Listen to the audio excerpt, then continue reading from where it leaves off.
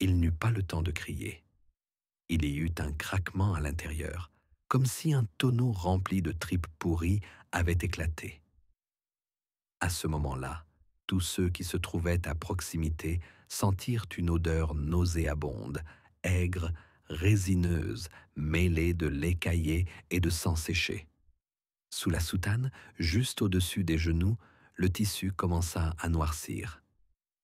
Une demi-minute plus tard, le premier verre sortit sur le sol en pierre. Il était blanc, humide et, comme l'affirma plus tard l'archidiacre Milo, il ne se dirigeait pas vers la lumière, mais vers l'autel. C'était la fin, mais personne n'osa le dire à voix haute. La mort de Sylvestre II, 141e évêque de Rome, ne commença pas au moment de son dernier souffle. Elle commença en février, lorsque le pontife refusa pour la première fois en 2 décennies de service de célébrer la liturgie dans la cathédrale. Le rapport du préfet de la garde palatine indique: il se plaignait d'une douleur sourde dans le bas-ventre. Ses selles étaient rares et noires. Au début, les médecins ont conclu que c'étaient les conséquences d'un jeûne prolongé et d'une consommation excessive de vin vinaigré. On lui a prescrit du repos, du lait bouilli avec du miel et des frictions à l'huile et à la vermifuge. Mais la douleur s'intensifiait. En mars, le pape a cessé de se lever. Il a commencé à maigrir, de manière anormale, rapide, avec une perte de masse musculaire et de liquide. Sa peau est devenue jaunâtre, comme du parchemin, et des ulcères hémorragiques se sont formés autour de l'anus. Le serviteur Albéric, autorisé à s'occuper de lui, a écrit dans ses notes personnelles: « Quand je le soulève, il siffle de douleur. Son corps est froid, mais entre ses jambes, il y a de la chaleur et de la vapeur. » La température dans la pièce changeait constamment.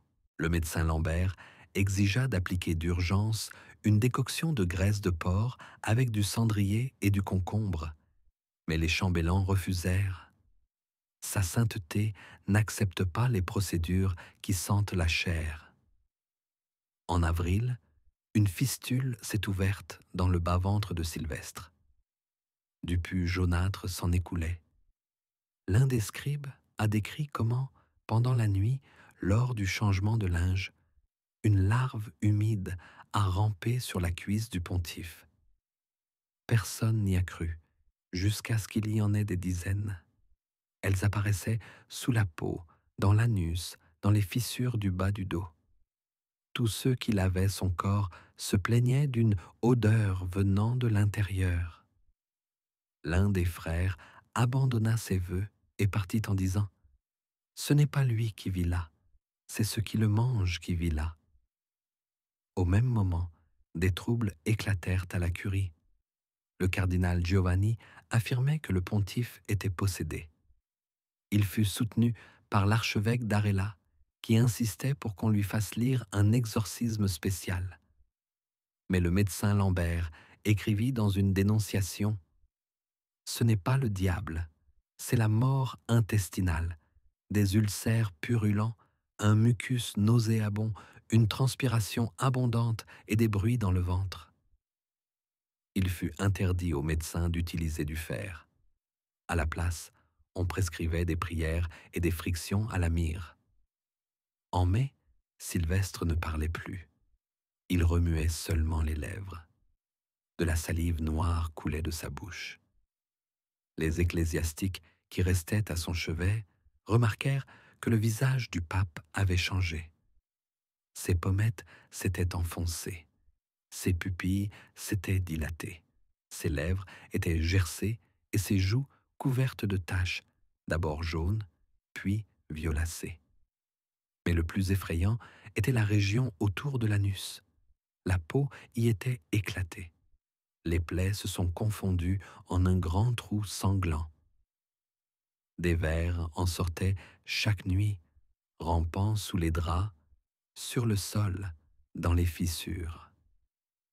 Le pape gémissait. Parfois, il chantait presque. Sa voix était rauque, haletante, comme s'il respirait du pu. L'un des moines a dit « Il prie, mais pas Dieu ». La même nuit, le moine fut retrouvé mort dans sa cellule.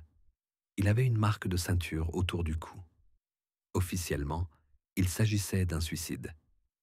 À la mi-juin, le corps n'appartenait déjà plus au pape. Il était gonflé, bougeait, était humide et craquait.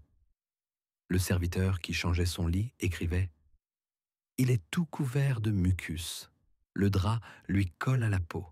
Quand on l'arrache, on entend un bruit comme si on déchirait de la peau bouillie. Les médecins ont insisté pour amputer une partie du corps, mais les cardinaux l'ont interdit. » Dans son rapport, Lambert écrit « Il n'y a plus rien sous la peau. C'est comme si les organes avaient séché ou se étaient dissous. Nous ne savons pas comment le nourrir. Tout ressort sous forme d'eau nauséabonde. » À l'approche du solstice d'été, des rumeurs circulaient déjà au Vatican.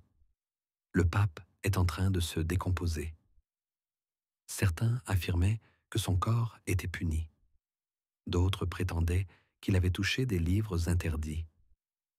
L'une des servantes, Laetitia, déclara « Il pourrissait depuis février. Il n'est plus qu'une enveloppe. Les vers le connaissent mieux que nous. » Lorsque l'odeur se répandit dans la cour, on l'attribua aux égouts. Mais lorsque les fenêtres se couvrirent de condensation et que les murs devinrent collants, l'un des officiers de la garde exigea qu'un médecin indépendant soit autorisé à voir le pape. Ce fut le frère Théodore, pharmacien, qui fut désigné. Il examina le corps et écrivit dans son rapport « L'anus est complètement détruit. Il s'écoule non seulement du pus, mais aussi une substance contenant des cheveux et des restes de nourriture non digérés. Il s'agit peut-être d'une putréfaction complète du rectum.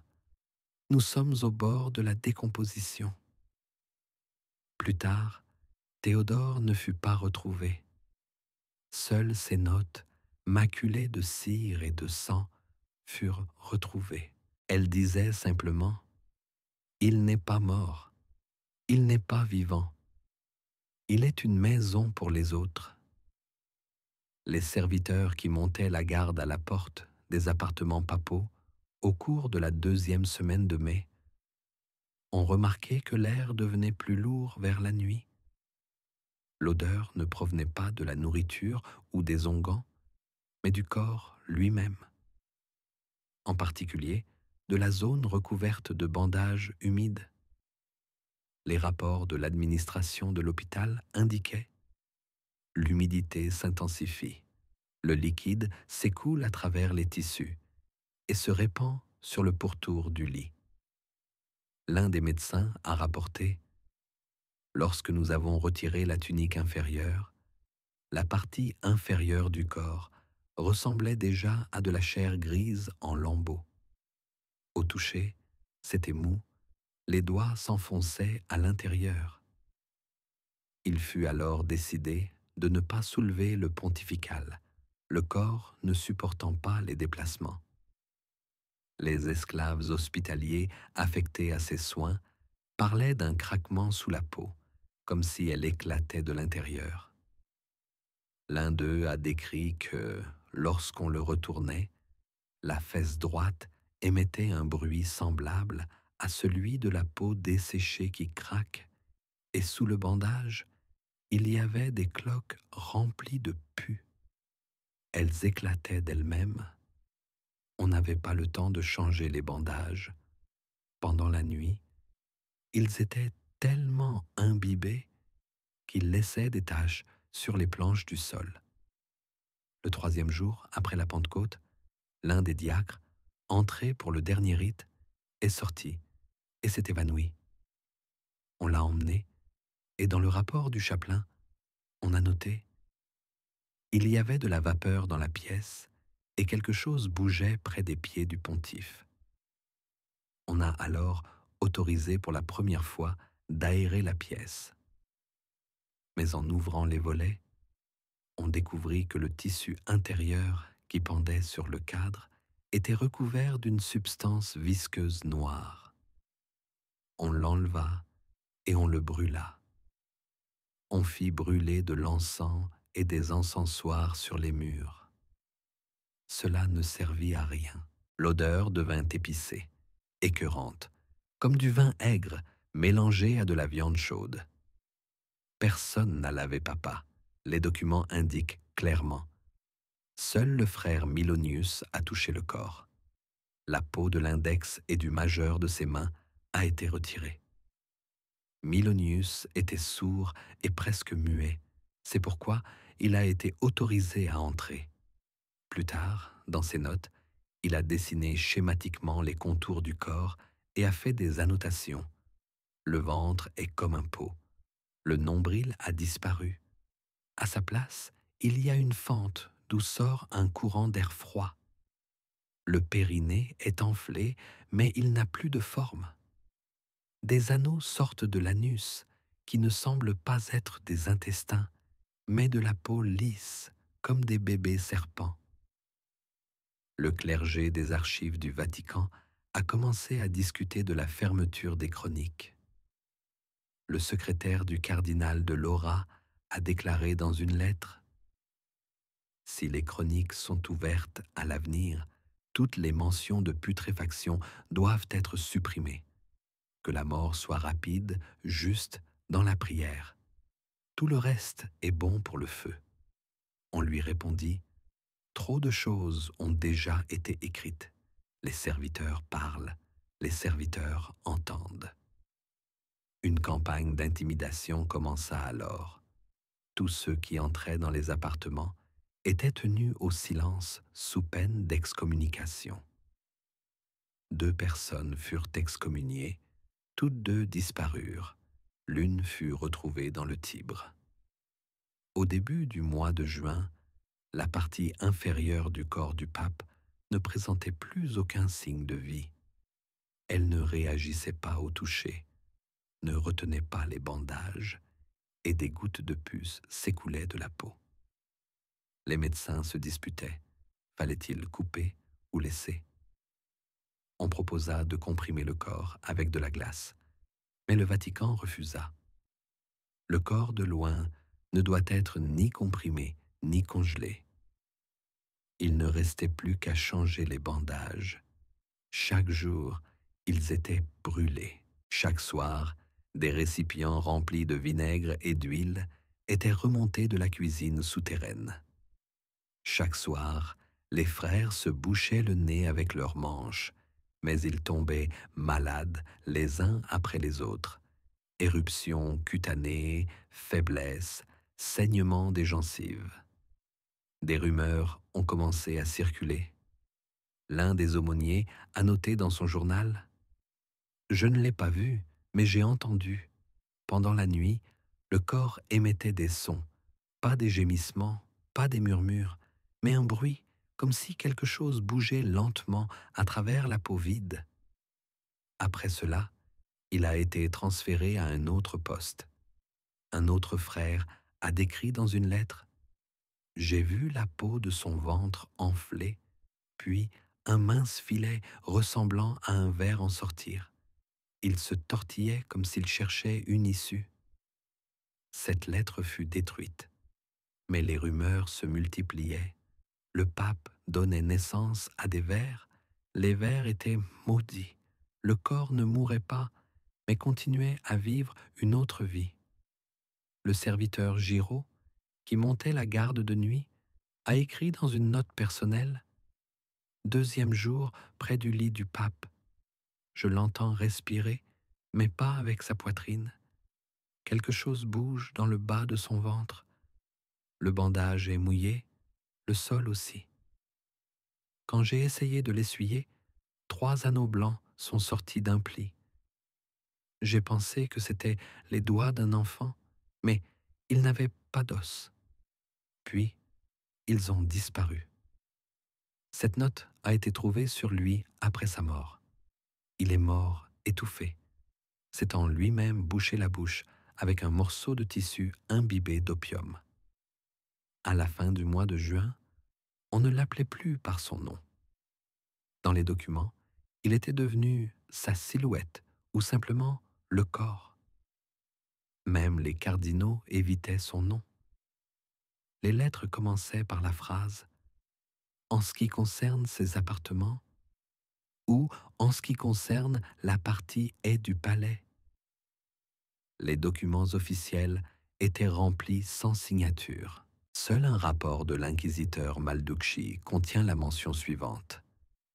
Il n'est pas mort. Il passe dans l'autre monde. Je ne sais pas lequel. Mais son corps est un récipient. Et ce récipient erre.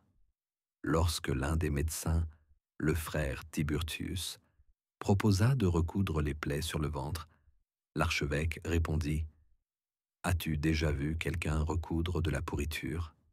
La suture éclatera et tout ce qu'elle retient ressortira. » On se contenta alors d'appliquer du miel et de la cire.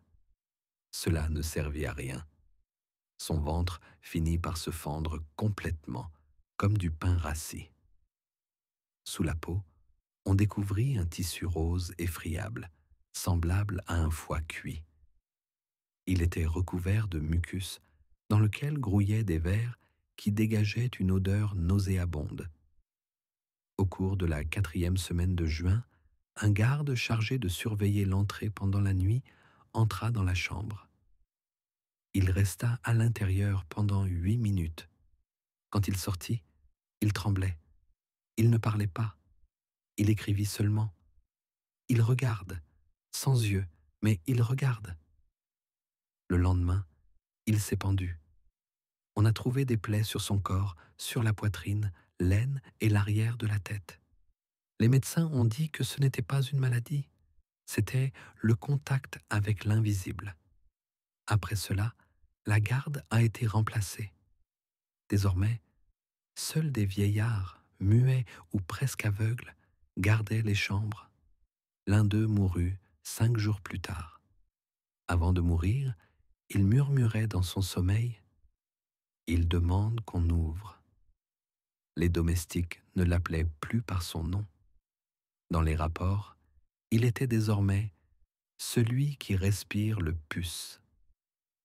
Les documents provenant de la chancellerie apostolique arrivaient avec la mention « Ne pas signer ». Selon les dernières descriptions du médecin personnel Tommasino, le corps n'avait aucune ressemblance anatomique avec un être humain, mais présentait des signes de vie dans la partie centrale de l'abdomen, à en juger par l'humidité des tissus et la réaction au mouvement de l'air. Personne ne le touchait plus directement. Même pour changer les draps, on utilisait des pinces, des cuillères en bois et des grattoirs en fer qui étaient ensuite emportés dans des seaux fermés et brûlés. L'odeur ne se limitait plus au palais apostolique, elle s'infiltrait dans les couloirs de la sacrée congrégation et même dans la sacristie de la basilique Saint-Pierre. L'un des diacres, arrivé pour le service, a décrit que la poitrine était oppressée comme par des vapeurs de mercure et les yeux se sont immédiatement remplis de larmes, comme si l'on se tenait au-dessus d'un chaudron contenant des cadavres. L'archevêque Ferrer quitta Rome en laissant dans sa cellule une note. « Je ne sens pas la mort dans l'air, mais une malédiction. » Il fut remplacé par un évêque plus jeune de Spolète, mais celui-ci disparut 3 jours plus tard. Les serviteurs dirent qu'il était entré dans les appartements papaux avec un encensoir et qu'il en était ressorti sans, vêtu d'une soutane imprégnée d'un liquide inconnu. Le lendemain, son corps fut retrouvé sous la colonnade, la langue noire et les doigts tordus. Sur ordre du cardinal Bonelli, toutes les portes de l'aile furent renforcées avec du fer. Les murs furent nettoyés à l'acide, mais la substance visqueuse continuait de suinter, coulant comme de la sueur sur le marbre ancien. Pendant ce temps, une rumeur se répandait dans les rues de Rome. Il est vivant, car le diable est en lui. Les vendeurs de bougies refusaient de livrer de la cire au Vatican. Et les religieuses du couvent de Santa Maria partirent pour Naples, laissant dans l'église une note: Nous ne foulerons pas la terre où pourrit le pasteur. Mais le corps continuait à se décomposer. Le serviteur de Salvatore, qui changeait lui-même les bandages sur la poitrine, avoua plus tard sous la torture que les entrailles commençaient à sortir quand on le tournait. Il décrivit comment quelque chose de gris, comme une bouillie avec des os, sortait de la zone entre les côtes, sous le sternum, et bougeait à l'intérieur. 2 jours plus tard, il vomit une masse noire et mourut en criant « Il respire à travers moi ». Le couloir menant aux appartements papaux fut cloué. Ni les gardes, ni le clergé n'y entraient plus. Seules 3 personnes étaient autorisées à entrer: le chirurgien et 2 garçons silencieux chargés de recueillir les sécrétions et de colmater les fissures dans les murs. L'un d'eux disparut. Le second perdit l'usage de la parole. Lorsqu'on tenta de l'interroger, il écrivit sur un tableau: Il regarde à travers ses intestins. Sylvester lui-même ne bougeait plus, mais les tissus de son corps continuaient à bouger. À l'intérieur de son abdomen, on sentait une pulsation. Parfois, elle se propageait jusqu'à la cuisse, remontait vers le haut, et un liquide visqueux commençait à couler de ses orbites. Le serviteur Guido affirmait que le crâne grinçait, comme si quelque chose frottait contre l'os à l'intérieur. Les médecins étaient sans voix. L'un d'eux nota: La décomposition est si vivante qu'on se demande s'il ne s'agit pas d'une nouvelle forme d'existence. La nuit fut véritablement horrible lorsque les rats commencèrent à se rassembler devant les portes. Ils se grattaient, s'asseyaient en rang et hurlaient. Un des prêtres leur a jeté de l'eau bouillante dessus, mais ils ne se sont pas dispersés. On a alors commencé à les abattre. Mais le lendemain matin, les rongeurs morts gisaient à nouveau devant les portes, et parmi eux, des larves remuaient. C'étaient celles qui avaient été retirées du corps du pontife. Il est devenu une source de vie et de mort, écrivait-on dans une note adressée au Conseil des cardinaux. Le cardinal Merini, qui présidait la réunion secrète dans la crypte, déclara: Nous ne perdons pas le pouvoir à cause de la mort. Nous perdons le pouvoir parce que nous avons peur d'appeler la mort par son nom. Il proposa de reconnaître officiellement le départ du pontife. Mais le cardinal Lorenzini a refusé. Le corps n'a pas été remis à la terre. Cela signifie que l'esprit est toujours avec nous. Il a alors été décidé de déplacer le corps. Dans un premier temps, il devait être transporté dans les appartements inférieurs. Mais lorsque 4 novices ont tenté de soulever le corps, l'un d'eux s'est écrié: La chair s'effondre, les mains se détachent des os. Un autre s'évanouit à cause de la puanteur, un troisième s'enfuit en pleurant. Il n'en resta qu'un, silencieux, qui écrivit plus tard: Il ne pèse plus rien, mais la chair n'est pas morte, elle vibre. C'est à ce moment précis qu'une ulcération au bas de l'abdomen a éclaté. Elle recouvrait la cuisse et l'aine et suintait depuis 1 semaine. Lorsqu'elle a éclaté, un amas dense comme un écheveau d'intestin, mais qui bougeait, en est sorti. Tous ceux qui se trouvaient à proximité ont été aspergés. Plus tard, la peau des mains de 2 d'entre eux s'est détachée. Cet événement marqua un tournant.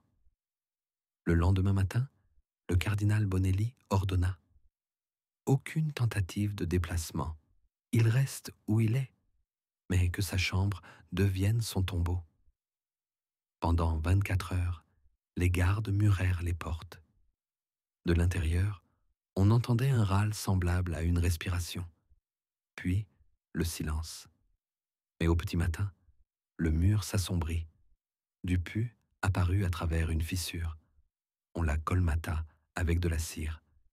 Mais la sueur continuait de couler du plafond. Bientôt, les serviteurs commencèrent à mourir, l'un après l'autre. Tous présentaient les mêmes symptômes, des ulcères purulents, une peau noircie, des vers dans les vomissures. L'archevêque de Trévise appela cela une punition pour la peur. L'évêque de Ravenne envoya une lettre. Si la pourriture du berger est contagieuse, nous perdrons tout le troupeau. Mais aucune réponse ne suivit, car au Vatican, plus personne n'écrivait. 3e semaine après l'isolement. Le pape n'était plus mentionné dans la liturgie. Son nom était rayé des sermons. Les bibliothécaires brûlaient les documents qui portaient sa signature. Sur les tapisseries, l'image de Sylvestre était recouverte d'un tissu. Officiellement, le pontife était encore en vie. Officieusement, il était maudit. Au moment où le rapport des prêtres florentins sur une odeur rappelant la mort des anges est arrivé à Rome, un mois s'était écoulé depuis que les appartements du pape avaient été murés. Les gens des environs ont commencé à tomber malades. Une femme qui vendait du poisson sur la place Saint-Pierre a perdu ses ongles. Un garçon qui apportait de l'eau aux gardes perdit la moitié de ses dents en 3 jours. Un apprenti pharmacien qui s'était versé du vinaigre dans le nez perdit la vue. Personne ne faisait directement le lien avec le corps du pontife, mais personne ne tentait non plus de le nier. L'odeur s'élevait désormais jusqu'au toit de la cathédrale. Le dôme fut recouvert d'un tissu imprégné de résine. Il était renouvelé chaque matin. Cela ne servait à rien. Les offices furent réduits à 15 minutes. Les gens se tenaient debout, la tête couverte de sacs. Le chœur chantait faux. 3 chanteurs se battirent devant l'autel, s'accusant mutuellement d'hérésie. L'un d'eux s'écria « Il parle depuis la terre, il bouge le mur !» Au cours de la 2e semaine de mars, une fissure apparut dans l'aile murée. Un flot de vapeur s'en échappa, chaude, visqueuse et nauséabonde. Les gardes, pris de panique, abandonnèrent leur poste. La cire appliquée sur les joints du mur fondit. Des vers sortirent de sous la pierre. Le cardinal Lorenzi ordonna d'inspecter le passage. On envoya un médecin, celui-là même qui avait auparavant décrit les entrailles du pontife comme « respirant lentement ». Il revint sans un mot. 6 heures plus tard, il se suicida. Une consistoire secret fut alors convoquée. « Nous ne pouvons plus garder cela secret », dit le cardinal Bonelli. Si la pourriture est plus forte que la pierre, elle est plus forte que la dignité ecclésiastique. Nous devons avertir les fidèles, murmura l'archidiacre d'Arezzo. Que cela serve d'avertissement. Non, s'opposa le préfet Capri. Ce n'est pas la mort, c'est la contagion. Si nous reconnaissons la mort, nous reconnaissons que l'Église est vulnérable. Pendant ce temps, des rats commencèrent à sortir de la fissure. Ils marchaient lentement, les uns après les autres. Certains n'avaient plus d'yeux. D'autres avaient le ventre gonflé, d'où suintait quelque chose. L'un d'eux mourut dans le passage, laissant échapper un morceau de chair de sa gueule. Les gens se dispersèrent. Seuls les gardes restèrent, avec l'ordre de ne pas dégainer leurs armes et de ne pas porter de masque afin de montrer leur force. Cette nuit-là, un autre cardinal est mort. étouffé. Son visage était gonflé, sa langue pendait hors de sa bouche comme celle d'un pontife. Il n'y a pas eu d'autopsie. Il a été enterré sans cérémonie. Au même moment, le corps de Sylvestre gisait toujours sur le marbre. Selon le dernier témoin survivant, il était gonflé comme un soufflet, mais se fendait de toutes parts.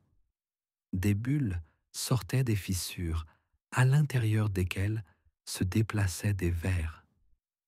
Un serviteur a tenté d'essuyer le liquide, mais le chiffon a brûlé comme s'il avait été en contact avec de l'acide. Il a lui-même perdu la vue. L'un des médecins a noté: la peau ressemblait à du papier parchemin moisi, mais elle respirait. Les yeux étaient sortis de leurs orbites, mais les cavités étaient infectées.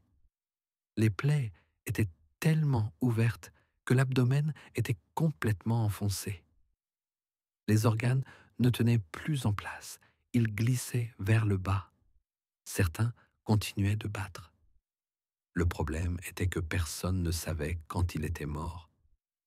Son cœur ne battait pas, mais ses veines étaient chaudes. Aucun signe de rigidité cadavérique, et bien que son crâne fût fêlé, on entendait un craquement à l'intérieur. L'évêque de Capoue a écrit dans une note privée: « Si nous reconnaissons sa mort, ce sera la fin du sacerdoce. Si nous ne la reconnaissons pas, il nous dévorera de l'intérieur. » C'est alors que la décision a été prise: procéder à un rituel de purification. À l'aube, 19 personnes se sont rassemblées. Des prêtres, des chirurgiens, des acolytes. Tous portaient des masques, des vêtements déchirés et avaient le visage couvert. Ils ont été enfermés à l'intérieur. On leur a donné 3 jours. Mais personne n'est sorti. Le 4e jour, les murs ont été cloués avec des planches. Le 5e jour, tout est devenu silencieux. Seuls les rapports indiquaient: un liquide noir a léché les murs. La pierre a fondu. Le sol s'est effondré. Une semaine plus tard, des tremblements de terre ont commencé, légers mais réguliers. Le sol sous la cathédrale a commencé à s'affaisser. Des fissures sont apparues dans les cryptes. Une odeur s'est répandue dans les souterrains. Un liquide s'écoulait des statues. Les gens disaient: « Il pourrit à travers l'église. » Alors, le dernier consistoire s'est réuni. Il a été décidé de taire son nom, de brûler les archives, de refuser l'enterrement, d'ouvrir les élections pour un nouveau pontife sans annoncer la mort du précédent. Depuis lors, on n'a plus jamais parlé de Silvestro. Son image a été effacée des murs. Son tombeau ne fut jamais construit.